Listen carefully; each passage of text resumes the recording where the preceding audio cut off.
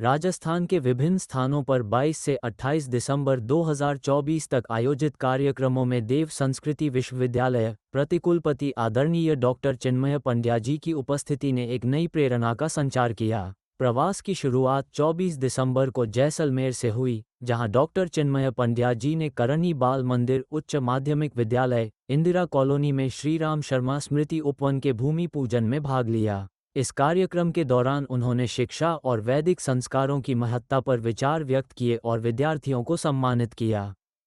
इसके बाद उन्होंने पुलिस अधीक्षक श्री सुधीर चौधरी जी से भी भेंट की और गुरुदेव का साहित्य भेंट कर आध्यात्मिक ज्ञान का आदान प्रदान किया।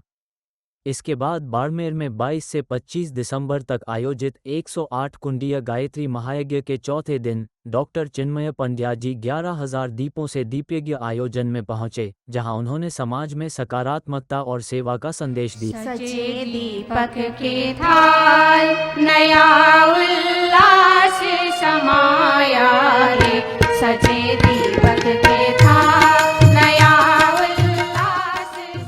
दीपयज्ञ को जीवन के उद्देश्य और समाज के कल्याण के लिए सौभाग्य का प्रतीक बताया और सभी को आत्मविश्वास और समर्पण का महत्व समझाया।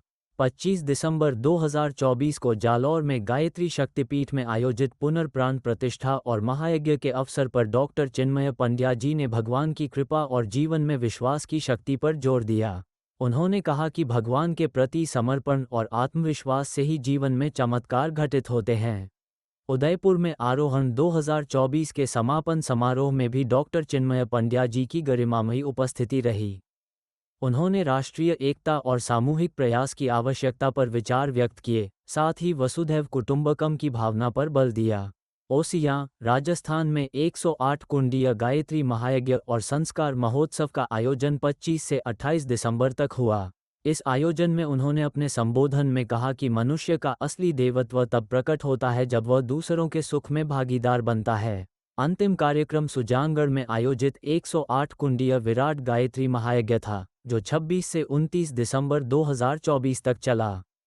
इस महायज्ञ में 11,000 बहनों द्वारा कलश यात्रा का शुभारंभ हुआ और डॉक्टर चिन्मय पंड्या जी ने श्रद्धा, समर्पण और विश्वास के महत्व पर प्रकाश डाला। इस आयोजन में पर्यावरण संरक्षण और आध्यात्मिक उत्थान के प्रतीक के रूप में वृक्षारोपण और दीप यज्ञ जैसे कार्यक्रम भी आयोजित किए गए। डॉक्टर पंड्या जी के इस प्रवास ने राजस्थान के विभिन्न स्थानों पर आध्यात्मिक जागरूकता और समाज सेवा का संदेश फैलाया और लोगों को एक सशक्त और सकारात्मक जीवन जीने के लिए प्रेरित किया। धन्यवाद।